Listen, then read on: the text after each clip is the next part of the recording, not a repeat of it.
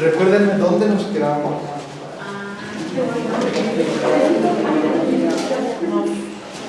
Cristología, persona, soteriología.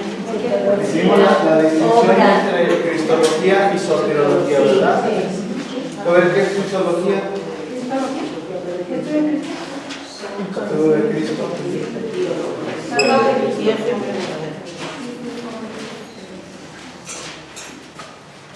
Para estudiar a Cristo hay dos ramas. Una se refiere al ser y otro al obrar. ¿Sí? La rama que se dedica al ser de Jesús o al ser de Cristo se llama cristología. Y la que se encarga del obrar de Jesús o el obrar de Cristo se llama soteriología. Podemos hablar de ellas con dos preguntas. ¿Quién es? ¿Y para qué es?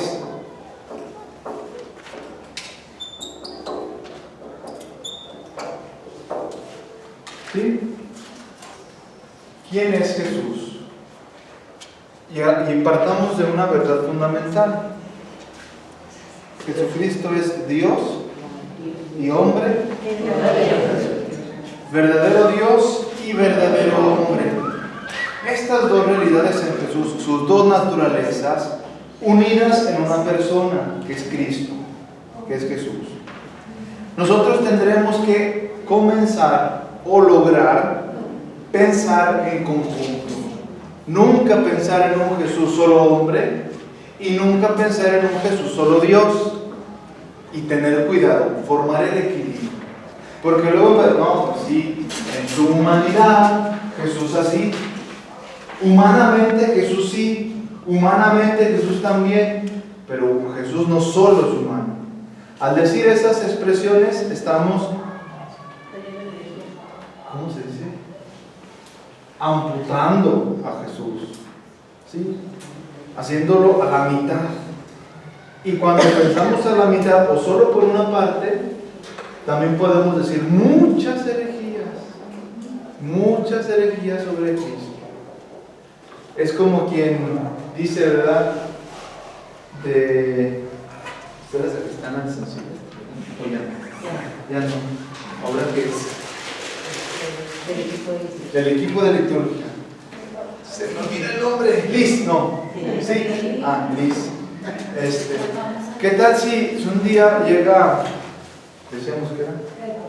Berta, llega conmigo. Beatriz, llega conmigo y me dice, padre, fíjese que Liz, esto y esto. Yo pienso que es así. Yo me voy con la finta, Liz es así. Pero me falta ver otras ideas, otros comentarios, e incluso me falta conocerla a ella. No es todo lo que ella dijo. Es más, nosotros a veces nos llevamos mucho por apariencias, ¿no? Es decir, pues como que me hizo un gesto y como que no le caí bien. Quizás estaba ese día enfermo o enferma, quizás estaba malhumorado, pero no era contra mí. Pero nos dejamos llevar por la apariencia. Por una parte de lo que es la persona, no el conjunto. ¿Sí? Y en Jesús no hay que verlo así separadamente. No le amputemos una de sus partes. Bueno, no es parte, una de sus dimensiones. Porque si somos parte, entonces sí podemos partir. Pero una dimensión de Jesús, su humanidad y su divinidad en uno. Esto lo vamos a analizar en el Concilio de Calcedonia. Y no se les tiene que olvidar el modo en el que se une la naturaleza humana y la divina en Jesús. Bueno, esto es lo que vamos a estudiar en el ser. ¿Quién es Dios y hombre verdadero? ¿Qué pasa con él? ¿Qué ha hecho? Etcétera. Y luego su obrar. ¿Qué actos, qué eventos, qué acciones, qué obras ha hecho Jesús en favor de nosotros para salvarnos? Recuerden que lo soteriológico siempre se refiere a lo salvífico. Soteriológico siempre se refiere a lo salvífico, ¿sí? Para salvarnos. ¿Qué ha hecho? Encarnarse para empezar. Segundo, predicarnos el reino, vivir el reino, instaurarlo. Tercero, padecer, morir y resucitar. Cuarto, mostrarnos el camino para ir al cielo, que es la ascensión. Entonces, esas son las obras que vamos a estudiar de Jesús. Muy bien. ¿Hasta aquí alguna duda? ¿Vamos bien? ¿Puedo hablar? Sí. ¿Sí?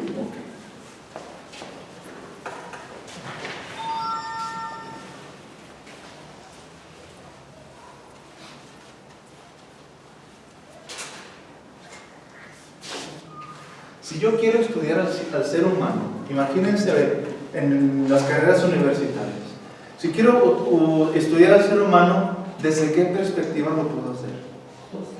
Social, el hombre que se junta con otros por ciertos criterios, cultural, lo que produce, cómo se manifiesta, físico, la anatomía, cómo es, la estructura económico. Sí, las relaciones que establece con otros para cambiar bienes, etcétera. ¿Sí? ¿Qué más? Psicológico. Entonces puedo decir que tengo al hombre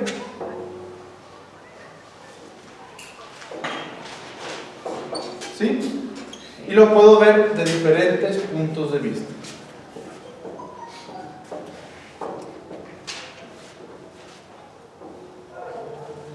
¿Sí?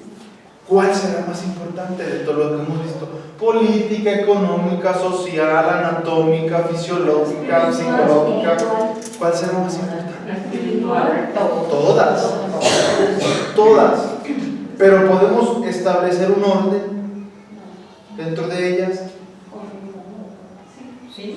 Tenemos que poner un orden. Porque yo no puedo decir, voy a estudiar al hombre social si no sé qué es el hombre. No sé cómo se conjuntan varios seres que llamo hombres si antes no conozco quién es el hombre.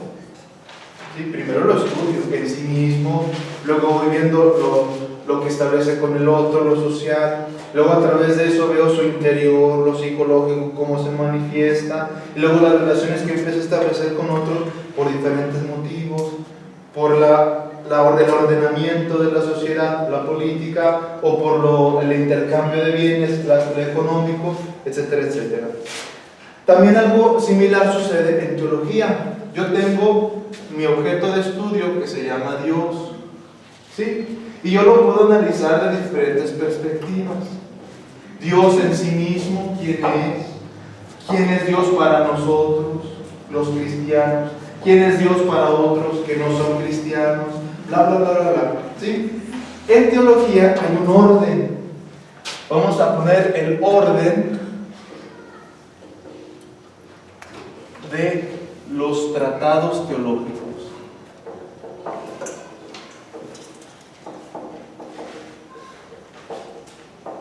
¿Por qué vemos el orden de los tratados teológicos?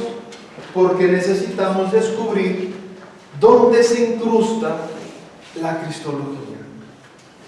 ¿Desde dónde podemos partir? ¿En qué lugar nos vamos a posicionar? ¿Y qué sigue después? Para mantenernos en una línea. ¿Sí? Vamos viendo. Primero,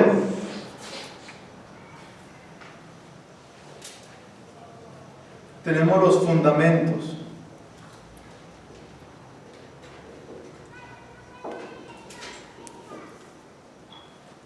Un burro eso.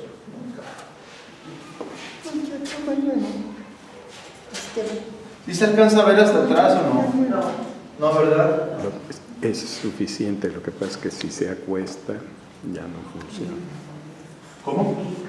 No, nada. Primero tenemos los fundamentos. Da igual. Este grandote.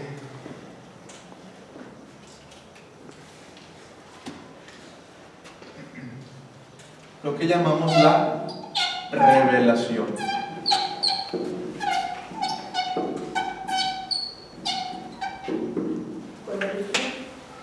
Revelación, sí. La revelación. En este tratado que vemos cómo Dios se ha manifestado, cómo se ha dado a conocer. Luego descubrimos que la revelación ha llegado a su máximo esplendor o su culmen con Cristo Jesús, que ha manifestado al Padre.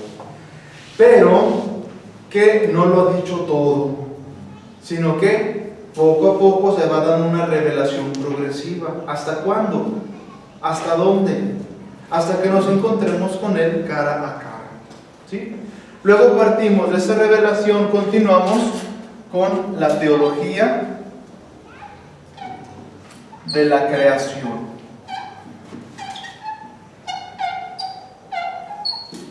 Teología de la creación. Dentro de la creación descubrimos que vamos a llamarle cosmos y vamos a llamarle hombre. ¿Por qué distinguimos la creación del hombre de todos los demás seres? Porque él ha tenido una creación especial. No ha sido creado como el perrito o como la piedra o como la planta.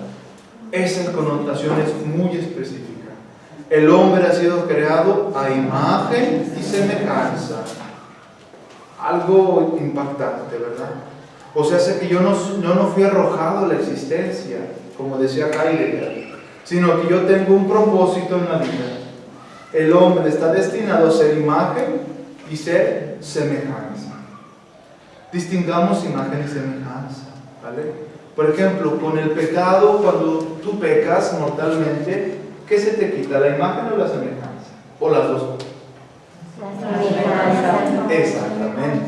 La imagen permanece porque sigues manifestando a Dios, eres presencia de Dios, pero ya no eres semejante a Él porque te asemejas en su santidad. Ahora, has dejado entrar el pecado, ya no eres santo, te has desemejado a Dios, pero sigue permaneciendo la imagen, sigues teniendo gracia. ¿Sale? ¿Por qué entonces hay conversiones?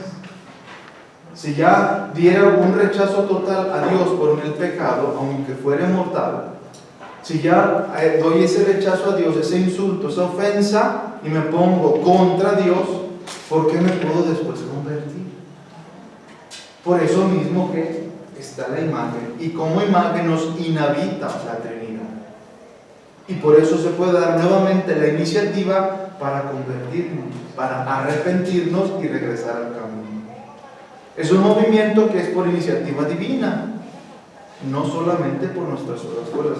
Por eso los profetas decían a Dios: conviérteme, Señor, y me convertiré. Entonces ya podemos hablar. ¿Por qué está haciendo tanto calor? O yo tengo, o como decía él, por favor, o como decía, Padre, es el bochorno. Ah, mira, aquí hay.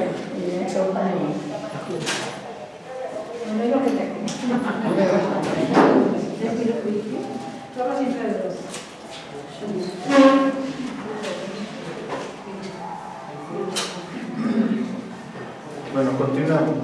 Entonces, ya podemos vislumbrar qué es lo que vamos a ver en la teología de la creación del hombre, que se llama antropología teológica. Antropología teológica. Y más específicamente podemos decir del hombre, ¿cuál es la visión que Dios tiene sobre el hombre? ¿Qué es lo que Dios quiere de él? ¿Por qué y para qué lo ha creado? ¿Sí? Es un tratado muy bello, ya lo había mencionado. Vamos a ver aquí el pecado y la gracia. El pecado y la gracia. El pecado, aquello que ofusca, empaña, oscurece la semejanza de Dios en el hombre. ¿Cómo? Nos aleja Sí, nos aleja, el pecado nos aleja, nos separa, sí. Porque recuerden lo que les dije, ¿no? La obra del diablo, ¿cuál es? Dividirnos en nosotros mismos para separarnos de Dios. Diabolos significa división, diabolos, división. Entonces, cuando yo peco, me divido, porque una parte de mí pertenece a lo terreno, a lo mundano, mundo, demonio y carne, como decíamos antiguamente, ¿no? Y lo otro sigue perteneciendo a Dios, el espíritu del cual estoy inhabitado. Por eso estoy dividido, porque he dejado entrar al pecado, ¿sí? Lo terreno. Me he ido por la criatura y no por el creador. Entonces estoy dividido y dividido me separo. Porque para entrar en contacto con Dios debo entrar íntegro, completo. ¿Sale? Luego, continuamos con el Señor. Si ya Dios tiene una idea sobre el hombre, tiene un proyecto, pues tiene que manifestarle cuál es su proyecto. Y aquí precisamente viene la cristología.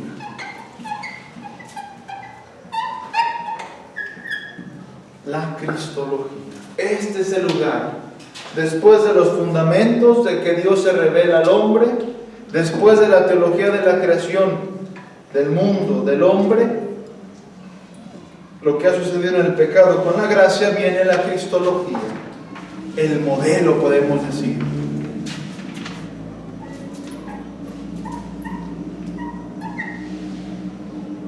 El modelo. Se dice que, sí. ¿El orden solamente es por razón de estudio o razón de importancia? Por razón de estudio. Sí, por razón de estudio y un orden, digamos, para entender todo el árbol. ¿Sí? Porque imagínense si yo comenzara con la escatología. La escatología es, como decimos, las cosas últimas. Pero incluso, no, pero déjame analizar bien la respuesta.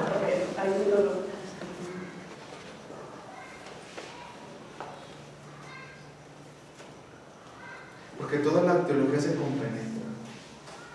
O sea, yo puedo tomar un punto de partida y a partir de ese, y con esa clave de lectura, estudiar toda la teología. Por ejemplo, yo estudio la teología siempre desde el ámbito antropológico. O sea, yo me concentro en el hombre y a partir de él empiezo a relacionarlo con todos los demás tratados teológicos. Por ejemplo, el hombre creado. Cuando yo digo el hombre es criatura de Dios, ya puedo comenzar con Dios Padre Todopoderoso, creador del cielo y de la tierra.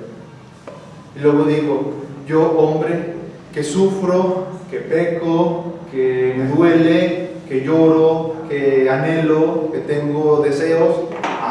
El hombre pecador, ¿sí? Que me viene por el pecado, me viene el sufrimiento, la muerte y entro, ¿verdad? ¿Qué pasó? Pecado. Luego, ¿cómo está eso? Yo siendo pecador, ¿qué esperanza tengo? Gracia. La gracia, ¿cómo me viene dada? Por Cristo, que me ha dado esa vida divina a través del bautismo. Y empiezo, ¿verdad? Sacramentaria. Luego, bueno, y la sacramentaria, ¿qué crea a mí? Bueno, una estructura teológica.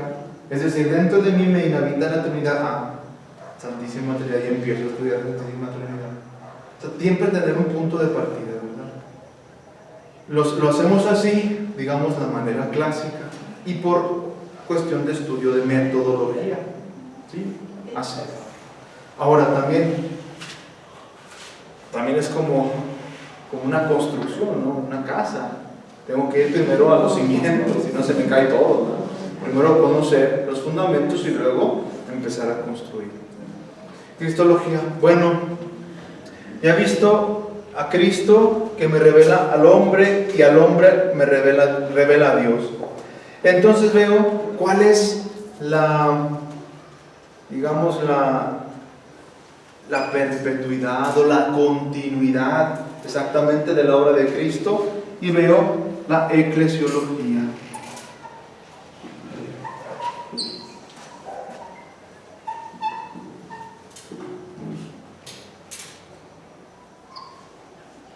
eclesiología. Eclesia de iglesia, el estudio sobre la iglesia.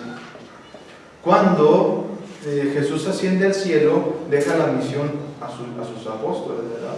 Vayan por todo el mundo y prediquen el Evangelio, bauticen, hagan los discípulos míos, yo estaré con ustedes todos los días. Además, se dice que la iglesia es el cuerpo místico de Cristo y Cristo es la cabeza. Y no podemos estudiar solamente la cabeza, hay que estudiar todo el cuerpo. Por eso la eclesiología. Después de la eclesiología, podemos ver la consumación de esta eclesiología que se llama Mariología. Mariología. El estudio de María. María, fíjense que es un tratado interesante y es como sintético en dos perspectivas. Sintético, ¿por qué? Porque ella la llena de gracia. Del aspecto teológico, desde la perspectiva de Dios, María fue depositaria primera de la gracia. En ella se concibió Jesús, Dios y hombre. Por eso viene desde arriba, ¿verdad? Desde Dios, viene a ser inhabitado. Y segundo, es la mujer más perfecta. O sea, viene Dios, desciende en ella, y es la mujer, desde su realidad humana, la más perfecta, la que ha alcanzado más, digamos, nivel en cuestiones de antropología. Modelo también para nosotros, María. ¿Sí? La mujer llena de gracia, la que siempre estuvo escuchando la palabra de Dios y la que fue dócil al plan que Dios tenía sobre ella. La primera redimida, la primera que llegó al cielo, como profesamos nuestra fe, en cuerpo y alma fue ascendida. ¿O dónde están los restos de María? Aunque National Geographic diga hasta los de Jesús te los encontraron. Bueno, muy bien. Y finalmente tenemos la escatología.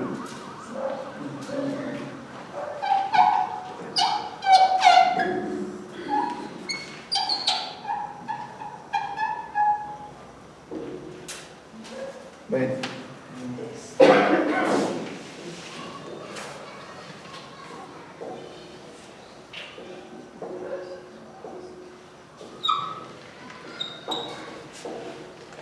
Escatología. Y fíjense bien qué sucede con la escatología. Nosotros lo estudiamos tradicionalmente como las cosas últimas, ¿verdad? ¿Quién me dice los novísimos o postrimerías? Quiero una carne. Ah, Jesús. No, las postrimerías o novísimos. son mundo, infierno, ¿cómo? No. A ver, empieza uno. Juicio. Juicio. Y luego.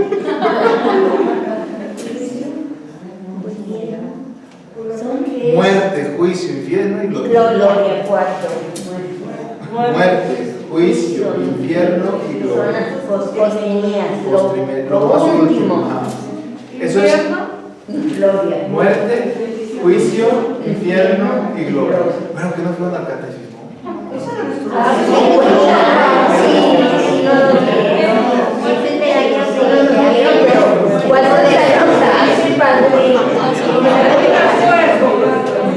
El Padre Nuestro lo sabemos porque el diario lo repetimos, pero el catecismo, ¿cuántos años hace? Novísimos o postrimerías. Novísimos o postrimerías. No. Es que ya digamos que el purgatorio es una antesala de la gloria. Entonces incluye. Le decía, hemos estudiado las realidades escatológicas como lo último, ¿verdad? Luego a veces cuando los pensamos, el infierno, no les da así como una sensación como de miedo. ¿Qué va a pasar? De bien futuristas todos siempre, ¿no? Y luego cuando llegan estos incautos de los milenaristas, dicen, va a llegar el año 2000, se va a acabar el mundo, y todos nos ponemos a temblar, y vean, seguimos, el mundo sigue.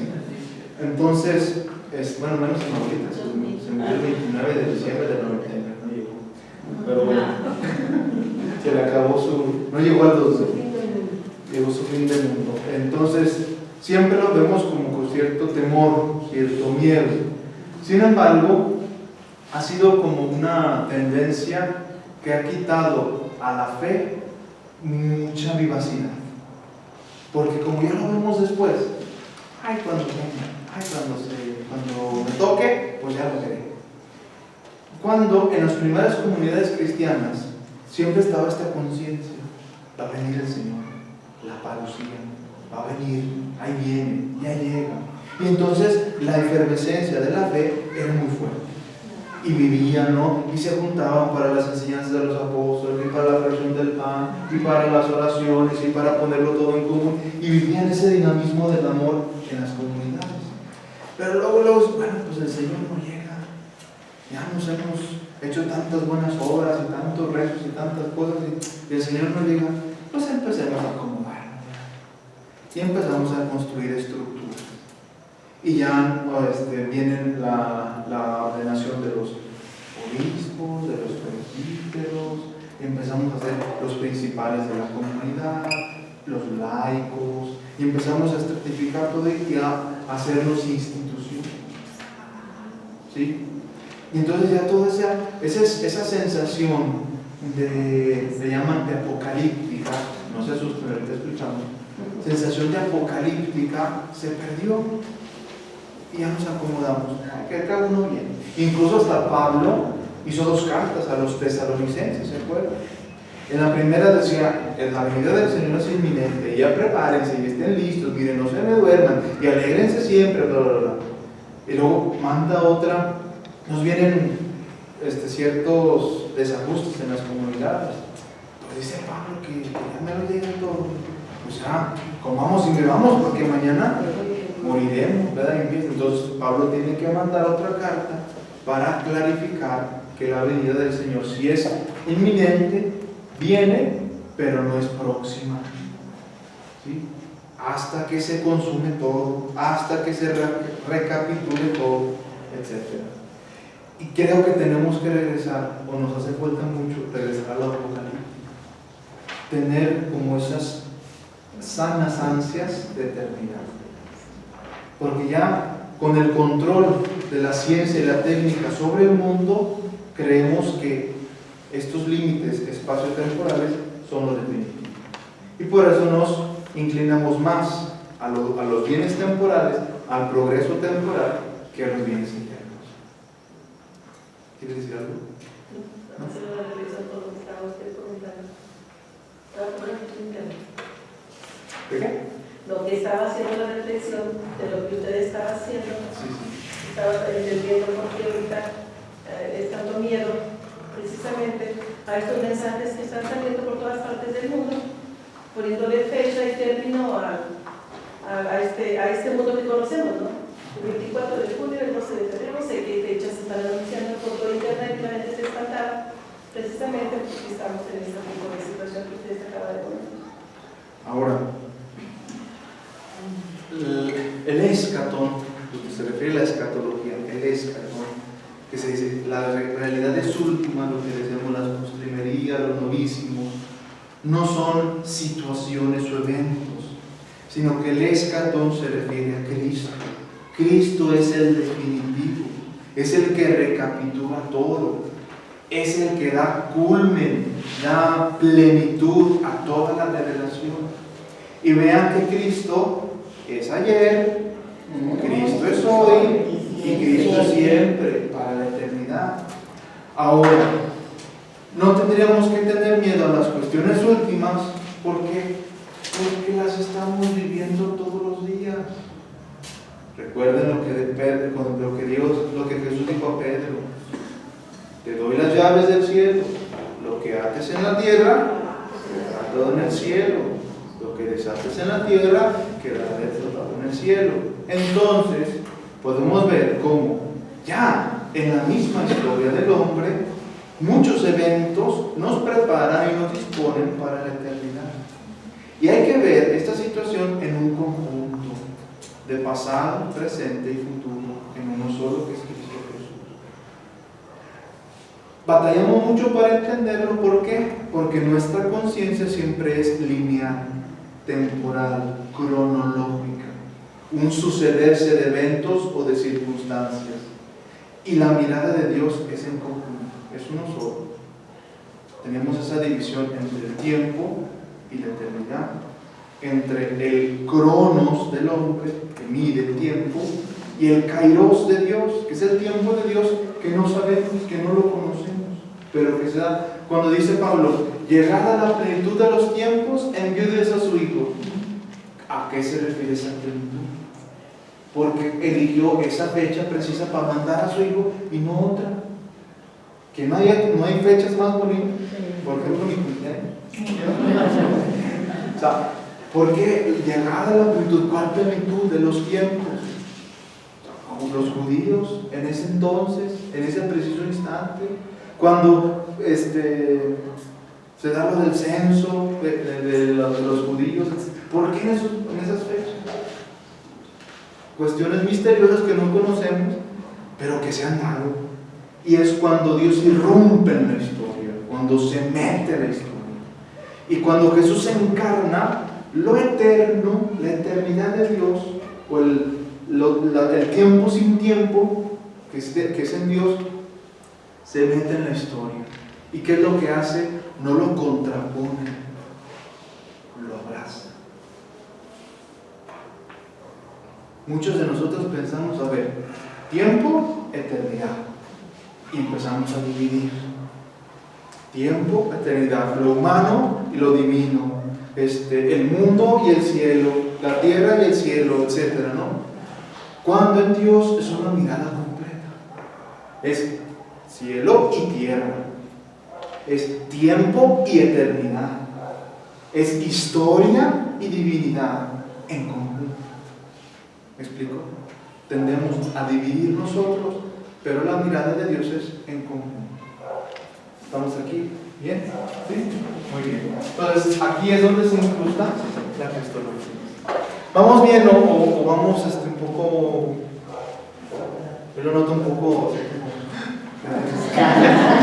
Asustado. Sí. Pero si se toma en conjunto, entonces también estaría dentro del pecado. Y entonces ya hay el conjunto. O sea, ¿tú crees que el pecado no entra? No sería característica de Dios. No, obviamente no. Sería como consecuencia de la característica de Dios, pero el pecado no es de Dios. Sí. O sea, estudiamos el pecado ¿en qué sentido? En lo que ha provocado para el hombre. O sea, el estudio sobre el pecado no se refiere a Dios. Yo no voy a decir, a ver, la característica pecaminosa de Dios, vamos a estudiarla. No. Dios es sin pecado, es el todo santo. Pero yo necesito saber de qué manera este pecado me ha tocado y me ha dañado en mi relación con Dios. Y ahí sí entra el estudio del pecado. Y el pecado en sí mismo, como una ofensa, como una separación, como un rechazo. Dice Santo Tomás de Aquino, el pecado es aversio a Deo, conversio ad creatura, en latín. Es aversión a Dios y aceptación de las escrituras. O sea, yo me distraigo, pues. Estoy con Dios, pero me distraigo y mejor veo que es mejor bien que Dios esto que me presentó, o que se me presenta, ¿verdad? Y por eso vemos todos los alcances. Hablamos de por ejemplo, pecado original. ¿Qué es eso? Actualmente, ¿cómo puedo explicar el pecado original? Y es un problemón que tenemos, porque si no lo explicamos bien, todo nos cae. Todo. Uno dice, ese es un invento, pero ¿por qué se inventó? Bueno, de luego, si tenemos tiempo, hagamos unas pinceladas de antropología en la cuestión del pecado original. ¿Sí? Que una cosa es pecado original originante el de Adán y Eva, y pecado original originado las consecuencias, que es, yo sufro, ¿no? Yo lloro, a mí me duele, yo tengo ganas de algo, no sé, a veces tengo necesidades que no sé de qué, que me quieran, que me abracen, que me entiendan, que me escuchen, y nunca hay nadie, y me muero. ¿Sí? Entonces, esas consecuencias del pecado provienen de algo que los originó. Recuerden los bienes preternaturales que eran inmortalidad, impasibilidad, integridad, etc. ¿Vale? Hasta ahí, vamos a ver. No, aquí. Yo nomás les puse la cristología en el conjunto de la trilogía, para que veamos dónde vamos nosotros a estar. ¿Sí? Cristología. Ahora, si nos alcanza y nos da, cuando me entreguen el programa. De hecho, en el plan de estudios está previsto un curso especial de eclesiología y otro especial de mariología, que esperamos nos pueda dar el Padre Miguel. Pero también incluye algo de antropología, por favor. Ah, pues claro que sí, Padre. Ok, ya, vamos para adelante. Si no, aquí nos dañamos. Porque en la Biblia nos gustan leer los libros y nos llaman la atención más unos que otros y nunca entramos al Apocalipsis. Quizás porque le tenemos miedo a lo que no entendemos. Porque las figuras que utiliza el Apocalipsis son estrepitosas, Sí. son fortísimas, diría yo. Y como no las entendemos y nos da miedo, y luego de ahí alguien se agarra para asustarnos más. Por eso no nos llaman la atención en el Apocalipsis. Pobre de Juan. Pobrecito de Pobre Juan. de Juan. Bueno,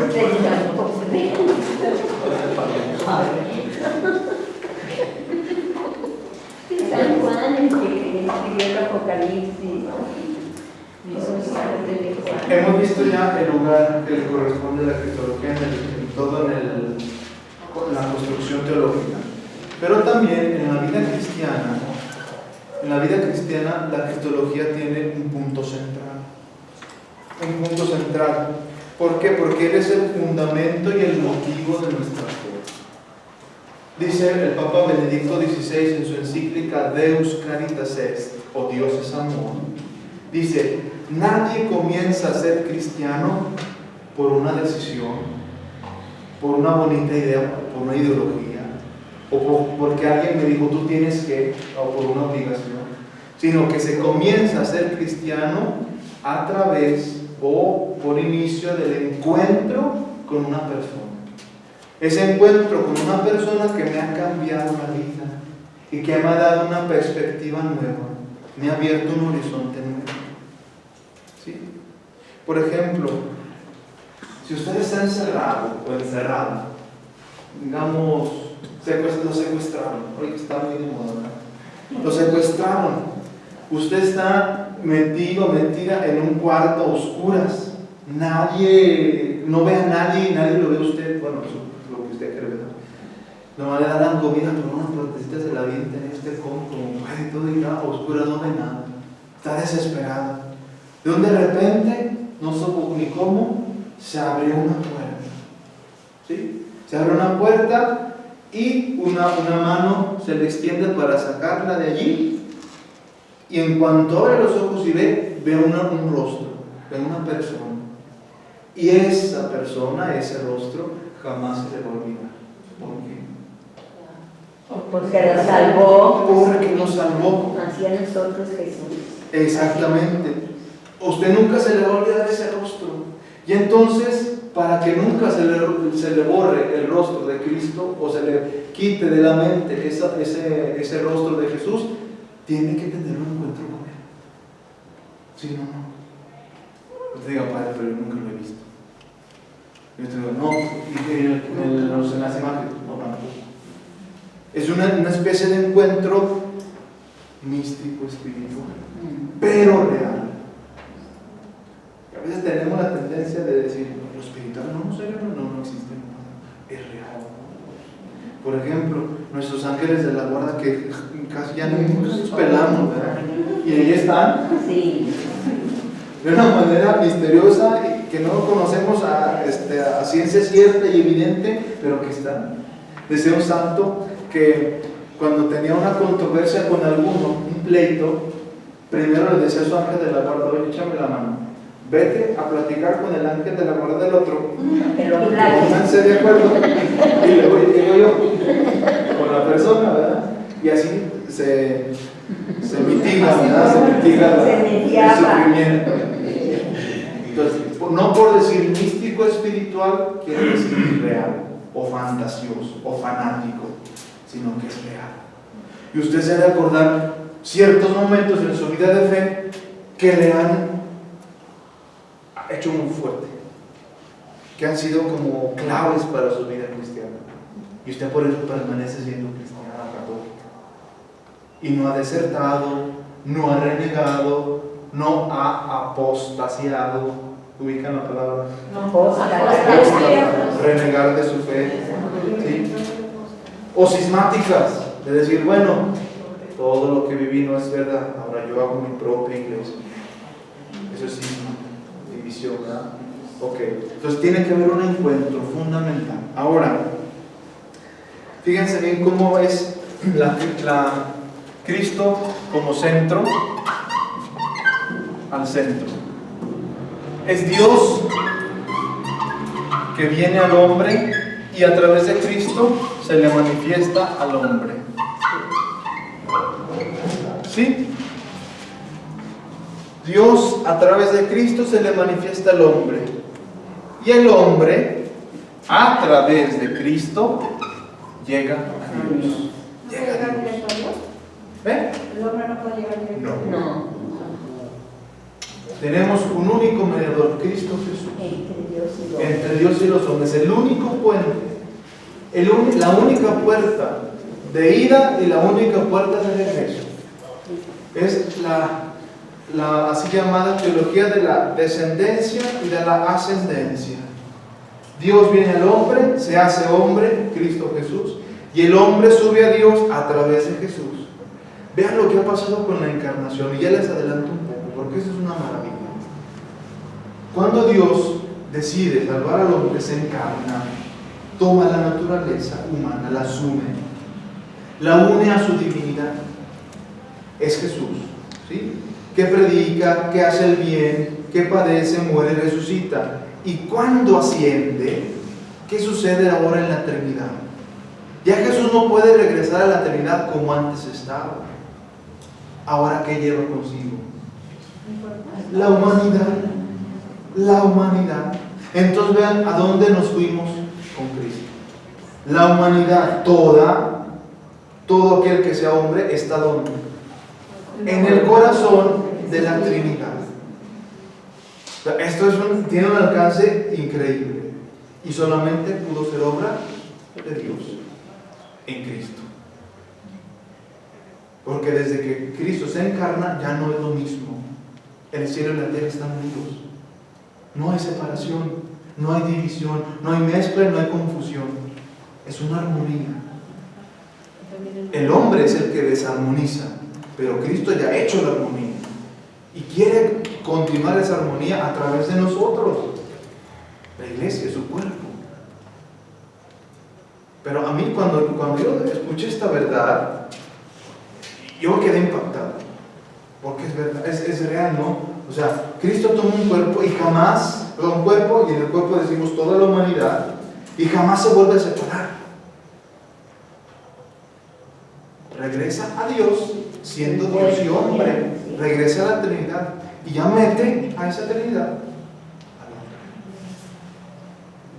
Por eso gozamos o gustamos ya en esta tierra de los bienes de Dios. Si no, no tendría ningún sentido ni rezar, ni ir a misa, ni nada, ningún sacramento. El sacramento que hace lo mismo que la encarnación. Bueno, es similar. Me hace tener la gracia que es vida de Dios donada al hombre. Y el hombre es capaz de abrirse a esa gracia porque Cristo le ha dado la naturaleza. Con el pecado, hagan de cuenta que se había aminorado, se había hecho pequeño y no recibía la gracia, no recibía o no estaba en condiciones de entrar en comunión con Dios. Pero Cristo viene, restaura esa naturaleza caída por el pecado, la abre para que pueda entrar la gracia, la divinidad. Y entonces se viene esta historia de salvación ahora. ¿Hasta cuándo? Hasta que todo se consuma en Cristo. Hasta que todos nos parezcamos más a Jesús. ¿Sí? ¿Vamos bien? No tengo tanto calor, quizás el espíritu está... No, creo que ya es defecto de fábrica.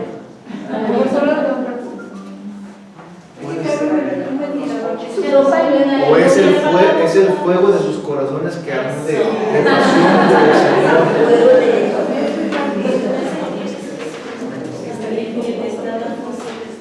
¿Cómo? No, así está bien. Creo que faltan 10 minutos. Pasamos ahora a las dificultades y posibilidades en la cristología. Dificultades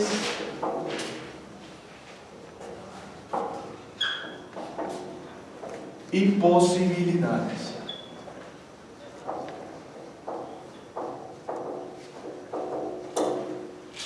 Dificultades y posibilidades.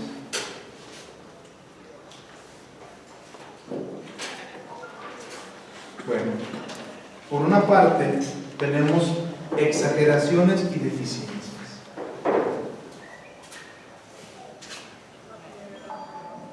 ¿Quién tiene hijos? Todos. A ver, usted, aquí con usted.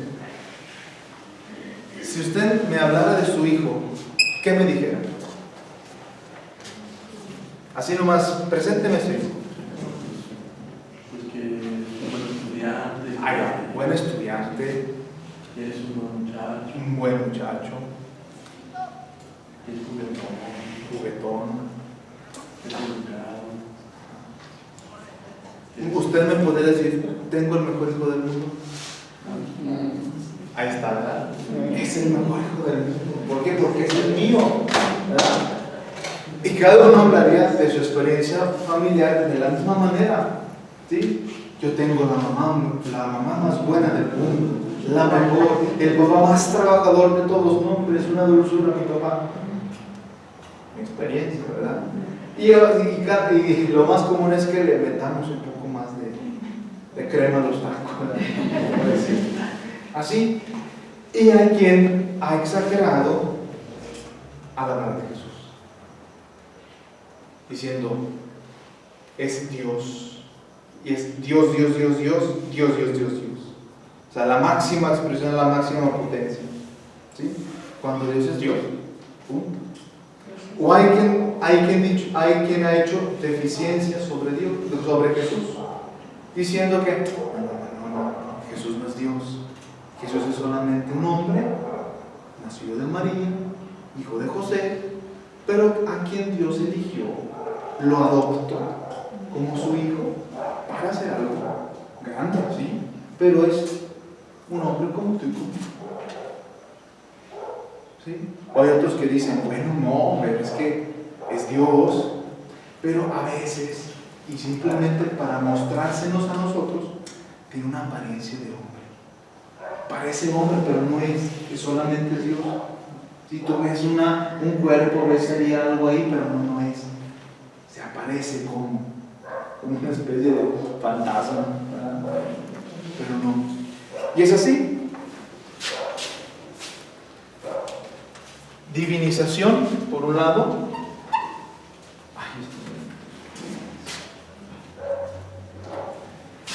Eso sí funciona, incluso nosotros.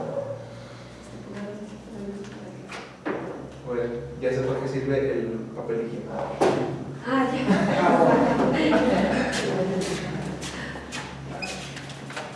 Divinización, bueno, este se ve un poco más.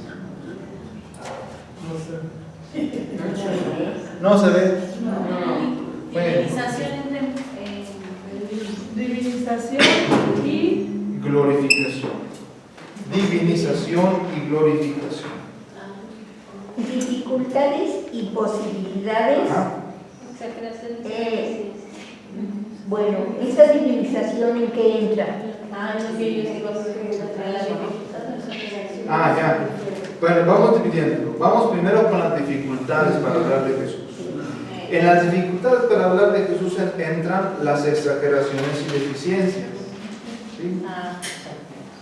Dentro de las exageraciones y deficiencias tenemos quien diviniza y glorifica a Jesús, pero lo hace contra su humanidad.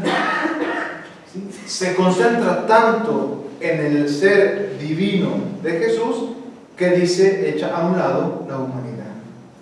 Como les decía ahorita, eso se aparece como uno. Y hay una herejía que noten ahí que se llama docetismo. Como escribiera el número 12, docetismo. Docetismo.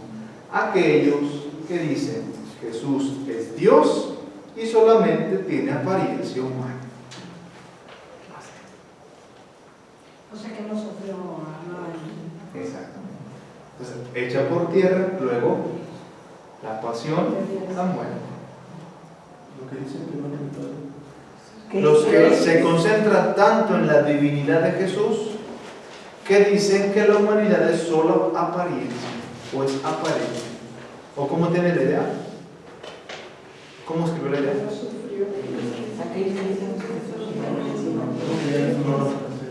O sea, los docetismo son aquellos que dicen que Jesús es Dios y que solo es aparentemente humano. esto es una herejía, Esto es una herejía. porque echamos por tierra la muerte y la resurrección de Cristo.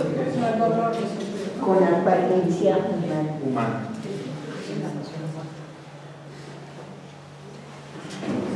Ahorita, por ejemplo, el Señor me dijo, es un excelente estudiante. Y luego yo voy con él y le pregunto, oye, ¿quién descubrió América? Me dice, Benito Juárez. Oye, ¿no que era un buen estudiante? Y sí, es el mejor estudiante, pero deja de lado que puede tener errores. ¿Sí? Más o menos. Más o menos. Ahora, segundo, conceptualización y abstracción. Conceptualización y abstracción.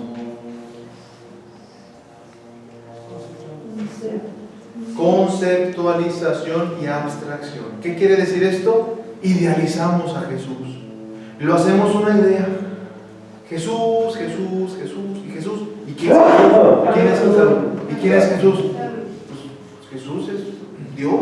Jesús es mi Salvador. Jesús es profeta, la segunda persona de la Trinidad. Lo hacemos concepto. O sea, me lo sé de memoria. ¿Sí? Me lo he aprendido de memoria desde el catecismo. Sé quién es Jesús. Ah, sí, sé. A veces nos pasa eso mismo con la palabra de Dios. Hagan de cuenta que no les ha pasado que empieza el padre a leer el Evangelio y dice, ah, sí es el de Saqueo. Ya me lo sé. ¿Sí o no? Sí. Ah, ese es de la Moroiza. Ah, ya me lo sé. Ah, ya me lo sé. Concepto, idea, abstracción. ¿Lo hacemos así? ¿Sí? Aquí quedó claro uno. ¿Sí? Tercero, historización. Historización. Y aquí tenemos la tendencia más grande y la más grave, pero la que nos ha dado más oportunidad de reflexión. Aquellos que abogan por la historización dicen, Jesús es hombre real, vivió entre los años 28 al 30 en Palestina, hijo de María, hijo de José, ¿sí? Pero como les decía, fue adoptado por Dios para que sea su hijo. Se llama adopcionismo. Adopcionismo. Y al final pónganle un signo de igual y le ponen arrianismo. ¿Qué? Arrianismo. De arriba. De arrio. ¿Qué le puso? Adopcionismo. O sea, un signo de igual. Arrianismo. Doble R. Arrianismo. ¿Cómo dijo Jesús es un hombre adoptado por Dios? Para ser su hijo. ¿Sí? Adopcionismo. Pero no es Dios. Pero no es Dios. Exactamente. O sea, es una criatura, la primera, más perfecta, pero siempre hombre tomado por Dios. Yo te elijo para que seas mi hijo. Una especie de lo que pasa con nosotros. Nosotros somos criaturas, ¿no? Y Dios nos adopta como sus hijos a través del bautismo. Pues hagan de cuenta que en esa misma altura y estatura dejaron a Jesús como un hombre cualquiera, pero adoptado. Pero no es especial. Sí, un más santo, más sabio, como tú quieras, pero siempre hombre, no Dios. Eres tú. Las tres energías, Sí. todas. Sí. Bueno, hasta aquí alguna pregunta, duda que haya relación, comentario, sugerencia. Padre, ¿esto es quién? Ayacimiento y demás. ¿Quiénes de los protestantes o quiénes son los que los toman? Mire, esto lo vamos a ver cuando entremos a las primeras confesiones cristológicas de los primeros siglos, porque cada una de ellas corresponde a un personaje de la historia que comienza con esa herejía y que produce una reflexión sobre Jesús para definir el dogma, para decir, a ver, dentro de estas ideas, ¿cuál es la verdadera? ¿O cuál es la que la iglesia sigue por inspiración del Espíritu Santo? O realmente para decir quién es Jesús. Ya sabemos, la clave de lectura siempre va a ser la unidad entre lo humano y lo divino. Jesús es Dios y hombre. Dios y hombre, siempre repitamos el estribillo, Dios y hombre, Dios y hombre, Dios y hombre. Cuando yo mutilo, esa era la palabra que me pasó, mutilo a Jesús, me quedo solo con un aspecto y dejo de lado el otro, o viceversa. A ver, muy bien. Buenas noches.